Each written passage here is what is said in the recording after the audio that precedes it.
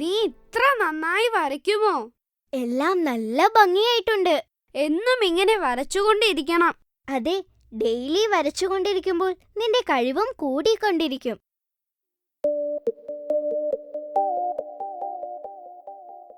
അയ്യേ, ഇത് എന്തു ചിത്രങ്ങളാ? അതെ, ഒരു ഭംഗിയുമില്ല. ഓ, ഇതിനു നന്നായി ഞാൻ വരയ്ക്കും. പക്രു, ഓരോ ആളുകളുടെ ഉള്ളിലും ഓരോ കഴിവുകളുണ്ട്. ഒരിക്കലും മറ്റൊരാളുടെ കഴിവിനെ കുറ്റം പറയരുത്.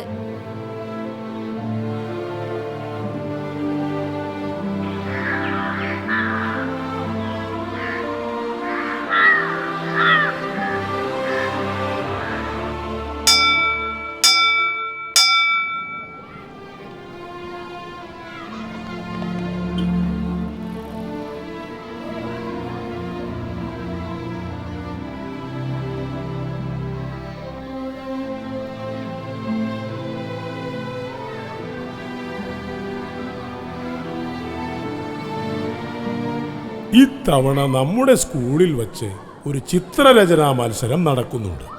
ഒരുപാട് സ്കൂളിലെ കുട്ടികൾ അതിൽ പങ്കെടുക്കുന്നുണ്ട്. ജയിക്കുന്ന കുട്ടിക്ക് സമ്മാനവുമുണ്ട്. ഇന്ന് തന്നെ പങ്കെടുക്കാൻ ആഗ്രഹിക്കുന്ന എല്ലാ കുട്ടികളും പേര് കൊടുക്കണം.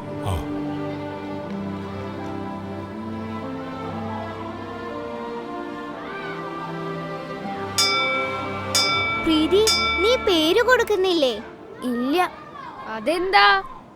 ഞാൻ ഇനി വരയ്ക്കുന്നില്ല. വരയ്ക്കുന്നില്ലെന്നോ? ഞാൻ വരച്ചാൽ നന്നാവില്ല. നീ പക്രുവും സഞ്ജുവും ഒക്കെ പറയുന്നത് കേട്ടിട്ടാണോ? നിനക്ക് നല്ല കഴിവുണ്ട്. അവർ പറഞ്ഞത് ശരിയാണെന്ന് തോന്നുന്നു. ആദ്യം വേണ്ടത് ആത്മവിശ്വാസമാണ് പ്രീതി. യേശുവിൽ വിശ്വാസം അർപ്പിച്ച് നീ മത്സരത്തിൽ പങ്കെടുത്താൽ എന്തായാലും നീ തന്നെ ജയിക്കും. ഇല്ല ജോളി, നിങ്ങൾ നല്ലവരായതുകൊണ്ടാ ഇങ്ങനെയൊക്കെ പറയുന്നത്. ഇല്ല, ഇനി ഞാൻ വരയ്ക്കുന്നില്ല.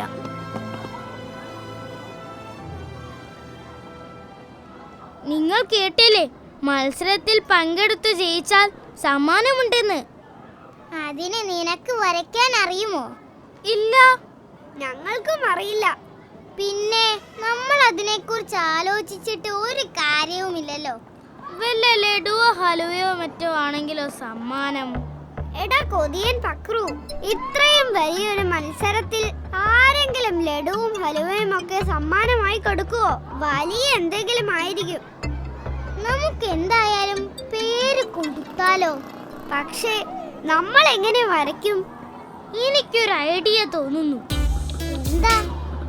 നമുക്ക് പ്രീതി വരച്ച ചിത്രങ്ങൾ അവൾ അറിയാതെ എടുത്തുകൊണ്ട് പോയി നമ്മൾ വരച്ചതാണെന്ന് പറഞ്ഞു കൊടുത്താലോ? സമ്മാനം ഉറപ്പാ.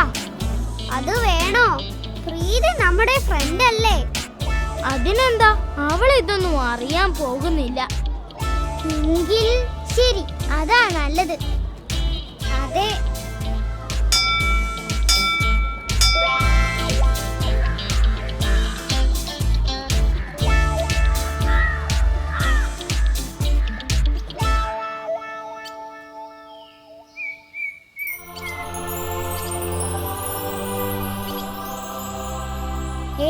എന്തു പറ്റി?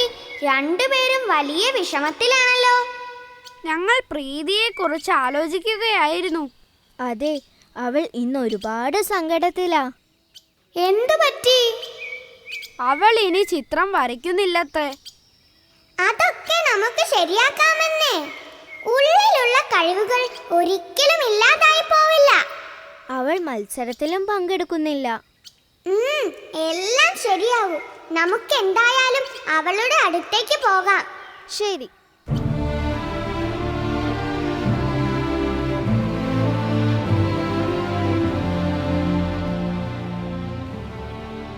ഇവരെന്താ ഇവിടെ? ഈ നിൽപ്പ് അത്ര ശരിയല്ല. എന്തോ പന്തികേടുണ്ട്.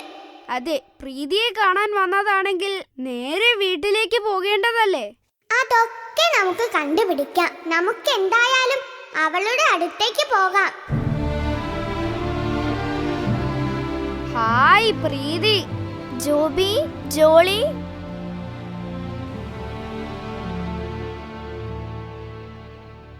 പ്രീതി, നീ ഇപ്പോഴും മത്സരത്തിൽ പങ്കെടുക്കുന്നില്ലേ? ഇല്ല. അപ്പോ നീ ഇനി ചിത്രമേ വരയ്ക്കുന്നില്ലെന്നാണോ? അത് പോട്ടെ, പക്രുവും സഞ്ജുവുമെല്ലാം നിന്നെ കാണാൻ ഇപ്പൊ ഇങ്ങോട്ട് വന്നിരുന്നോ? ഇല്ല. എന്തു പറ്റി? ഒന്നുമില്ല. പിന്നെ അവരെല്ലാം മത്സരത്തിൽ പങ്കെടുക്കുന്നുണ്ട്. അതിന് അവരാരും വരയ്ക്കാറില്ലല്ലോ. അതെനിക്കറിയില്ല. പക്ഷേ അവരെല്ലാം പേര് കൊടുത്തിട്ടുണ്ട്. ഓഹോ, ശരി പ്രീതി, ഞങ്ങൾ പോയി പിന്നീട് വരാം. ശരി.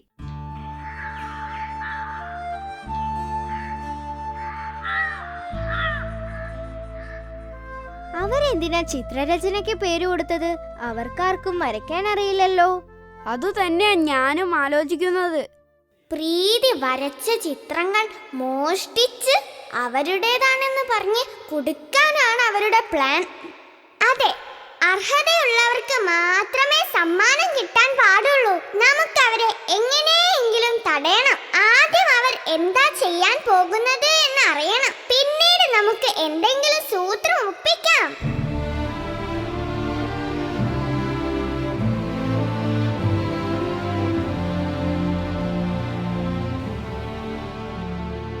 നമുക്കാരും അറിയാതെ വീട്ടിൽ കടന്ന് ചിത്രങ്ങൾ എടുത്തോണ്ട് പോകാം.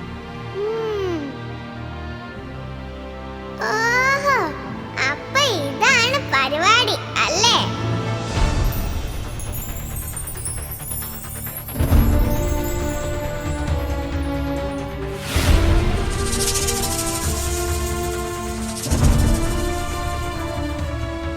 നമുക്ക് ഈ പോസ്റ്റിലൂടെ കയറാം.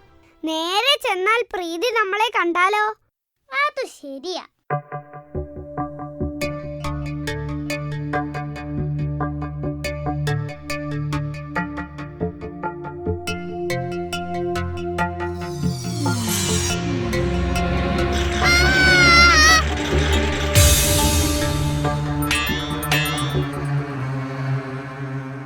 റിച്ചു, നീ കരഞ്ഞൊച്ച വെക്കാതെ. പ്രീതി നമ്മളെ കണ്ടാൽ പിന്നെ ഒരു ചെറിയ കടന്നൽ കൊത്തിയതിന് നീ ഇത്രയ്ക്ക് ബഹളം വെക്കണോ? കുറച്ചൊക്കെ വേദന സഹിക്കണം. ഇനി ഏതായാലും ഈ പോസ്റ്റിലൂടെ കയറണ്ട. നമുക്ക് ആ മാവിൽ കയറി കൊമ്പിലൂടെ അവളുടെ വീട്ടിലെത്താം. അത് ശരിയാ, ഞാൻ പോകാം. നിങ്ങൾ ഇവിടെ നിന്ന് ആരെങ്കിലും വരുന്നുണ്ടോന്ന് നോക്ക്.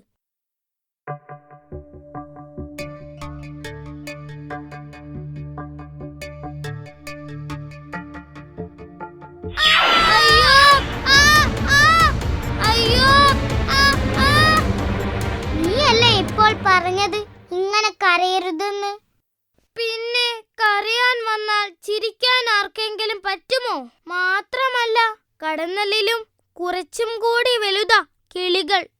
ഈ കടന്നലുകൾക്കും കിളികൾക്കും നമ്മളോട് എന്താ ഇത്ര ദേഷ്യം? ആർക്കറിയാം. നിങ്ങൾ രണ്ടുപേരും ഇനി ഇവിടെ നിൽക്ക്, ഞാൻ പോയി വരാം. ഈ മതില് ചാടി കടന്നു പോകാം.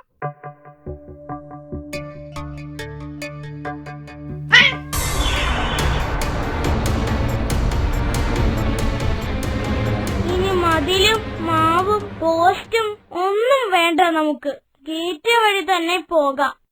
അതെ.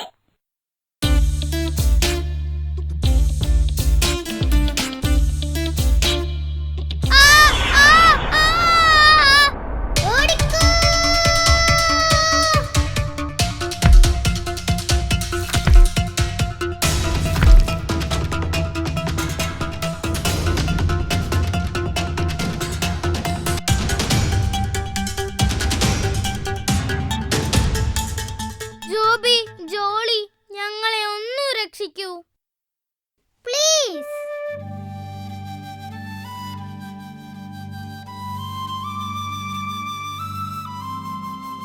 നിങ്ങളെ രക്ഷിക്കാൻ ഞങ്ങളെ കൊണ്ട് കഴിയുമെന്ന് തോന്നുന്നില്ല. പക്ഷേ പ്രീതിക്ക് കഴിയും. പ്രീതിക്കോ? അതെങ്ങനെ?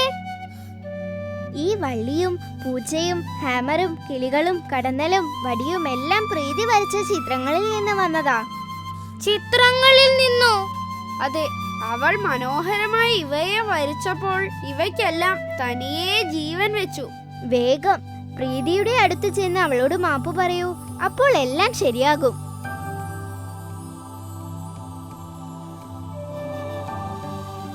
പ്രീതി, നീ ഞങ്ങളോട് ക്ഷമിക്കണം. നിന്റെ ചിത്രങ്ങളെ ഞങ്ങൾ വെറുതെ കുറ്റപ്പെടുത്തി. ഒടുവിൽ അതുതന്നെ മോഷ്ടിച്ച് മത്സരത്തിൽ പങ്കെടുക്കാൻ നോക്കി. നിന്റെ ചിത്രങ്ങളെല്ലാം വളരെ നല്ലതാ. മാത്രമല്ല അതിനൊക്കെ ഇപ്പോ ജീവൻ വെക്കുന്നുണ്ട്. എന്റെ ചിത്രങ്ങൾക്ക് ജീവൻ വെക്കാനോ? അതെ, ഇതാ ഈ വള്ളി. ഞങ്ങളുടെ പിറകിൽ ഹാമറും വടിയും കിളികളും കടന്നലും പൂച്ചയും ഒക്കെയുണ്ട്. ഞങ്ങളെ ഇനി നിനക്കേ രക്ഷിക്കാനാവൂ. ഞാൻ എന്തു ചെയ്യാനാ? നീ വേഗം സെറാഫിനെ വരയ്ക്ക്.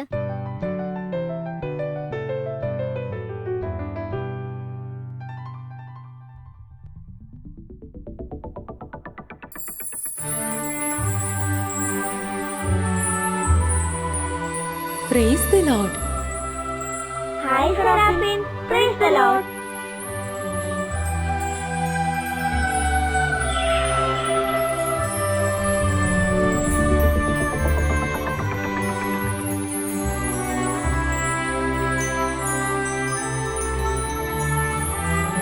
Thank you Serafin. കല എന്ന് പറയുന്നത് ദൈവം നേരിട്ട് നൽകിയ സമ്മാനമാണ്. മനസ്സിലായോ? അതിനെ ആർക്കും ഒരിക്കലും കട്ടെടുത്തു കൊണ്ടുപോകാനാവില്ല. Thank you Serafin.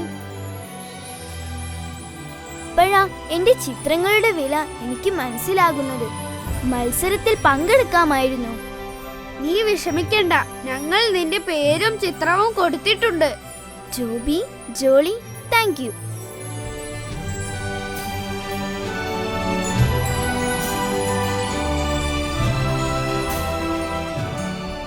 ചിത്രരചനാ മത്സരത്തിൽ 1-ാം സ്ഥാനം നേടിയത് നമ്മുടെ പ്രീതിയാണ്. 1-ാം സമ്മാനം കിട്ടിയ പ്രീതിയെ സ്റ്റേജിലേക്ക് ക്ഷണിക്കുന്നു.